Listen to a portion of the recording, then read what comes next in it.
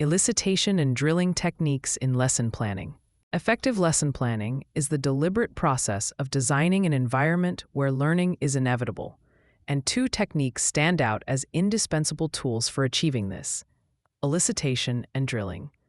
Elicitation is the art of drawing knowledge and language out of the students, acting as a crucial pre-assessment and engagement strategy. Drilling, conversely, is the deliberate, systematic practice designed to automate language use or procedural skills, moving them from controlled awareness to subconscious fluency.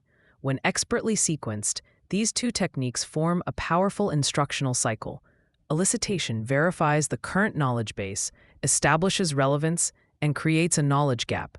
Drilling systematically fills that gap through targeted repetition and immediate feedback. For the expert teacher, the successful deployment of these methods requires deep linguistic awareness, acute observation skills, and a commitment to creating a dynamic, learner-centered classroom environment.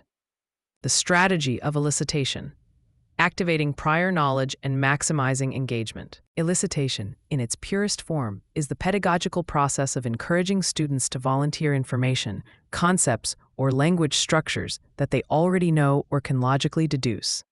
It is a critical departure from the traditional transmission model of teaching, where the instructor simply broadcasts information. Instead, elicitation flips the dynamic, positioning the teacher as a facilitator who expertly guides students to realize what they already possess. This strategy is vital for several profound reasons, both cognitive and affective. Cognitive and affective benefits of elicitation. Cognitively, elicitation serves as a powerful form of diagnostic pre-assessment. By asking targeted questions like, "What are some ways we can talk about plans for the future?" before introducing the future progressive tense, the teacher immediately gains insight into the student's current mental model, revealing what tenses they already rely on, for example, going to, simple present. This allows the teacher to tailor the subsequent instruction to fill the precise knowledge gaps, rather than waste time reviewing material that is already mastered. Furthermore, elicitation activates relevant prior knowledge. According to constructivist learning theories, new information is best assimilated when it can be anchored to existing schema. By asking students to retrieve related concepts, the teacher prepares the neural pathways for the new input, making the incoming information more meaningful and easier to retain. Effectively, elicitation significantly boosts student engagement and ownership. When a student correctly volunteers a piece of language or a concept, it generates a moment of success that validates their presence and contribution. This sense of ownership transforms the learning material from being the teacher's rules to our collective knowledge.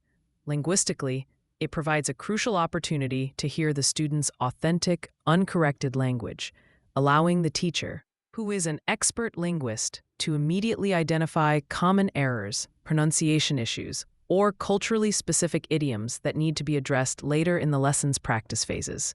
Elicitation techniques in practice. Effective elicitation is a skillful operation, not a random question and answer session. It relies on a repertoire of techniques carefully chosen during the lesson planning phase. Concept-checking questions, CCQs, are essential for ensuring comprehension of new material, focusing not on rote recall, but on the meaning of a concept.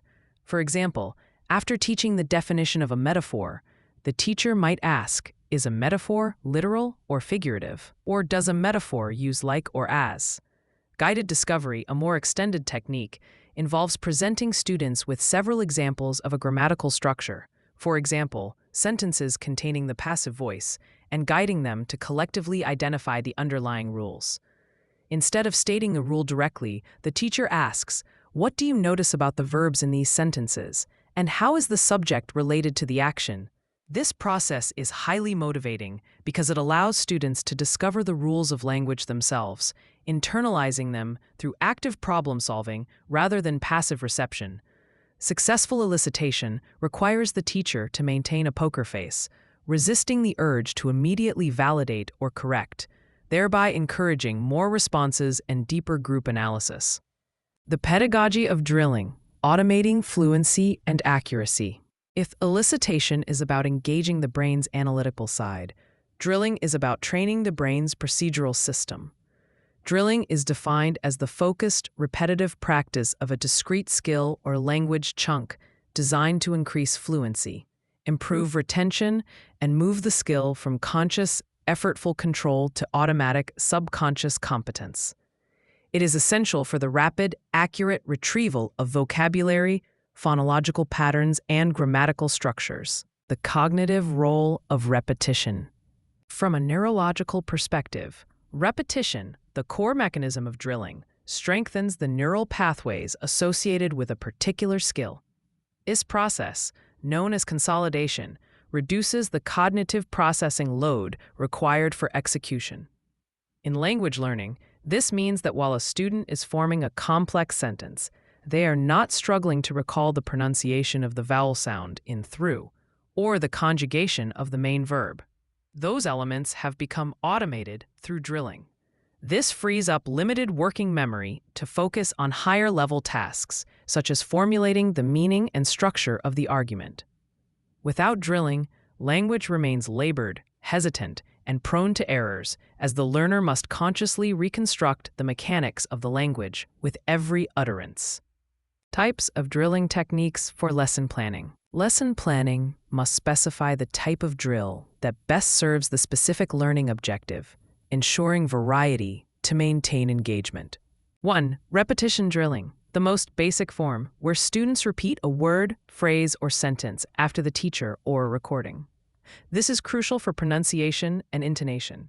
Techniques include choral drilling, the whole class repeats together, minimizing individual performance anxiety, and individual drilling, targeting specific students for accountability and personalized feedback. 2. Transformation drilling. Students change a sentence from one form to another, requiring immediate grammatical manipulation. This is highly effective for practicing tense changes, question formation, or active-passive voice shifts. For example, the teacher states, "She went to the store," and the student transforms it to, "Did she go to the store?" or "She didn't go to the store." This type of drilling forces rapid mental reorganization of the sentence structure. The most sophisticated lesson plans weave elicitation and drilling into a seamless cycle of instruction, often following the presentation, practice, production, PPP, or test-teach-test models. In the presentation phase, the teacher first uses elicitation to gauge prior knowledge and introduce the target language contextually. When the target language is presented, the teacher then immediately engages in controlled drilling, e.g., repetition or substitution drills, to ensure the students can accurately form the language before errors are consolidated. This is the accuracy focus phase. Following controlled drilling, the plan moves to less structured, communicative drilling or application. Here, students use the drilled structures in meaningful, semi-authentic tasks, such as paired interviews or controlled role plays. For example, after drilling the structure, "If I had X dollars, I would Y," the application phase involves asking students to genuinely discuss how they would spend lottery winnings. This transition is crucial. It bridges the mechanical accuracy gained from drilling with the spontaneous fluency required for communication. The lesson plan must deliberately allocate time for both the highly controlled, repetitive work and the open-ended, meaning-focused communication. Without the controlled drilling, the students enter the application phase rife with errors. Without the application phase, the skill remains rote and unusable outside of the classroom. Linguistic and pedagogical nuances for expert practice. As expert linguists, we recognize that the effectiveness of both elicitation and drilling is highly dependent on nuanced pedagogical choices. The role of teacher talk time, TTT. Effective elicitation minimizes teacher talk time, TTT, and maximizes student talk time, STT. The teacher's questions should be concise and open, allowing students adequate wait time, often 3 to 5 seconds, to formulate thoughtful, complex responses. Overly long or complicated teacher prompts stifle student response and undermine the elicitation goal. Error correction and feedback. In the drilling phase, error correction must be immediate, clear, and focused primarily on the target structure being drilled. If the objective is to drill the third person singular S, e.g., he runs, The teacher corrects errors in that structure immediately and unobtrusively.